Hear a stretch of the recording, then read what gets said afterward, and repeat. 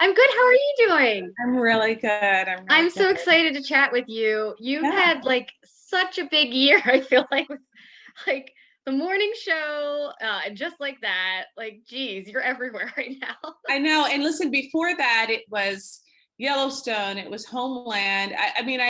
I'm so used to the grind that is acting. I feel like I looked up at the beginning of 2022, and I was like, oh, I think I've gotten to the top of a mountain, which feels great to look out on and see the work and the collaborators and the stories I've been able to tell. It feels like a real milestone moment for me. That's great. That's awesome. So I wanted to ask you first some questions about the morning show. Awesome. Where is Mia when we find her in season 2? She seems like completely stressed and withdrawn. Has she basically become Chip? Like, is she just Chip? It's a good question.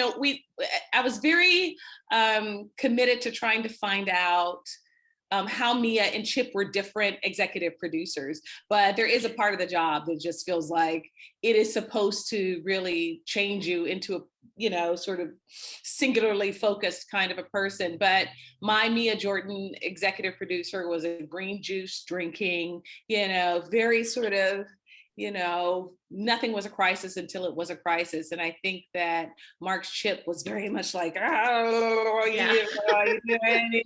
I think you don't see Mia sort of crack under the pressure until we get to episode 8. And then, of course, there's a lot of personal resonances that she has to sort of grapple with in that episode. So, yeah, we kept her intentionally very, even with the conflict and how to manage the debate conversation, how to manage the conflict that was coming up on race, how to manage the conflict that was coming up with how to talk about different ways of presenting yourself on camera for Yanko. I mean, I think that it wasn't until episode 8 that we really saw her start to come apart under the pressure.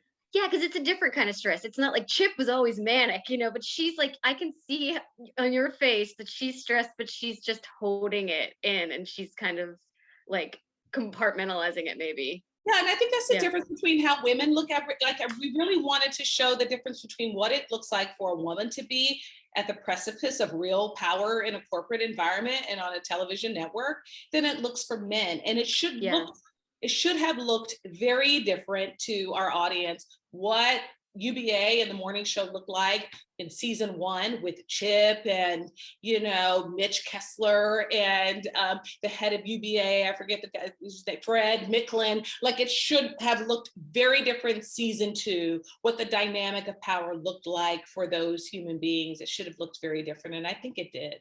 Yeah, it totally did. Do you think that Mia ever fully processed what went on with her and Mitch and how that all went down? Do you think she's still kind of dealing with that?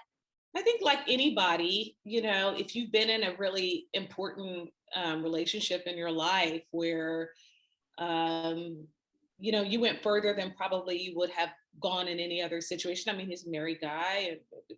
From the beginning, it was fraught with anxiety and drama, But what I'm hoping is that, maybe in season 3, it'll be explored that she has really, really shed the shadow of her relationship with Mitch Kessler and has really forged a new identity for herself. I think that season 2 was a transition space for us to figure out, because you don't lose anything, and good dramatic television means that, that tension is always there.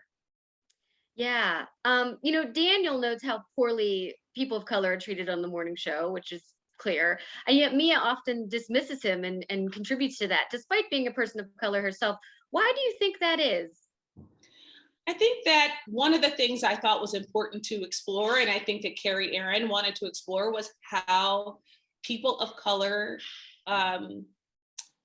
examine race and race conflict in their own lives. It's, when people say we're not a monolith, it's true. Mm-hmm. I mean, the way Mia saw race and race conflict was very like, just settle down a little bit. Maybe some people come together, versus Daniel, who was like, we got to go for it. We got to go out and protest. We got to figure it out, know? And that very much exists. It doesn't mean that people of color don't deal with the same challenges or issues. It's just the way that they respond to it and react to it are differently. held. And so, yeah, I mean, I think that that we showed the difference between how those two people handle it, but no less frustrating or Yeah. anxiety ridden or shame filled. Or, I think about that moment in episode 6 where Mia sees that Maggie Brenner's book is going to um, explore through innuendo and gossip that Black women were targeted at the Yeah. morning show by Mitch Kessler.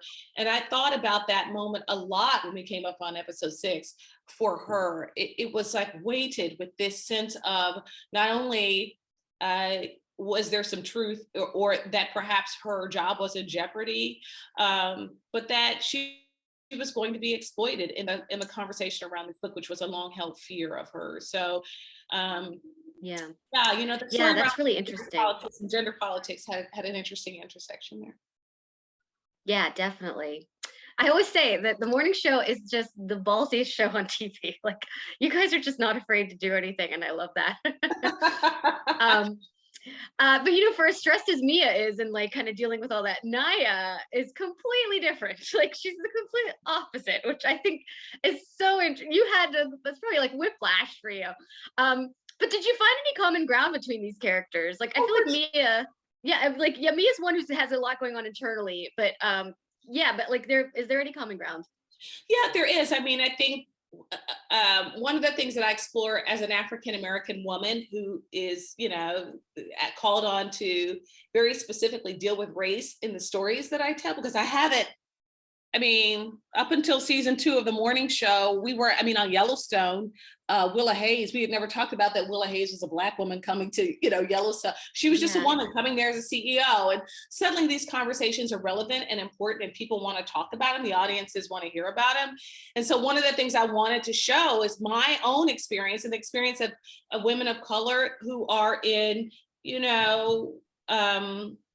very diverse environments, and how they have to respond in a very low key way to what they consider biases or, aggressions. I mean, I think that Supreme Court Justice Ketanji Brown Jackson is a perfect example of someone who just had to deal with it under pressure. Do you know what I mean? Yeah. Like, that is part of our experience. And Naya, I think, watching Cynthia / Miranda sort of, tap dance her way around trying to figure out how to be politically correct was a lot of fun.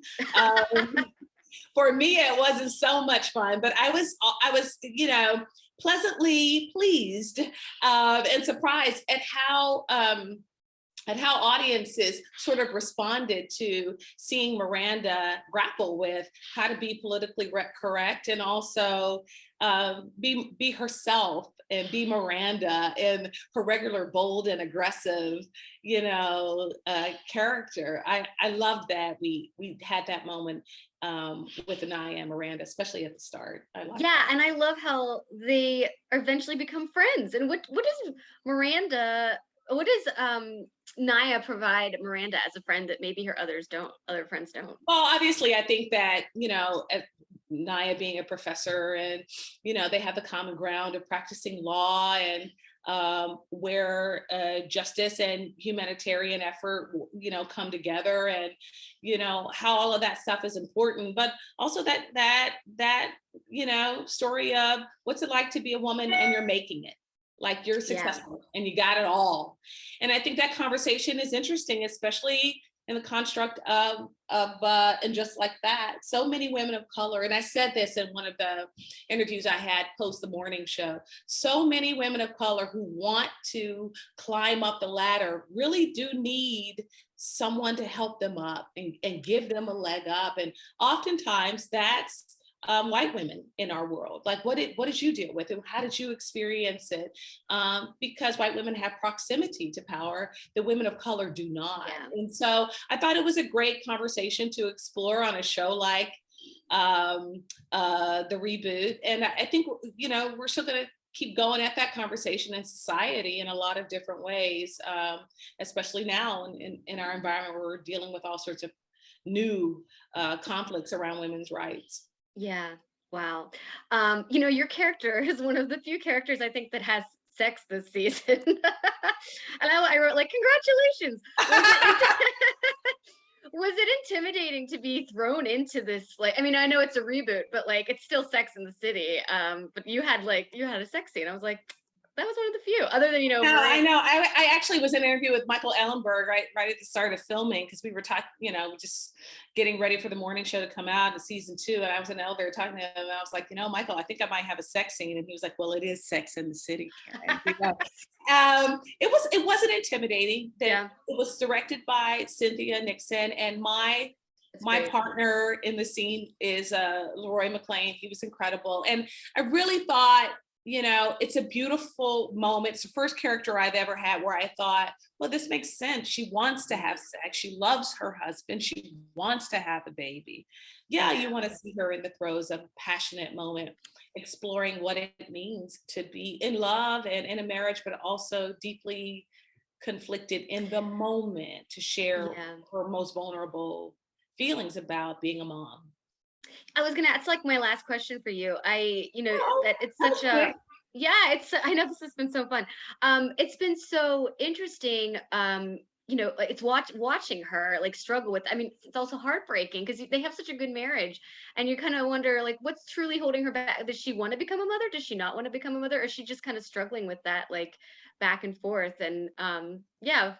Well, I think, there's a larger existential question at hand for women that I also think that Michael Patrick King and John Melfi and the writers of And Just Like That sort of always are ahead of the game in talking about, which is, how do you define yourself as a woman? How do you identify? And if you identify yourself as a mother, if you identify yourself as a nurturer, do you identify yourself as a single woman living in the world and exploring yourself through your ambition, or do you feel like you're all of those things?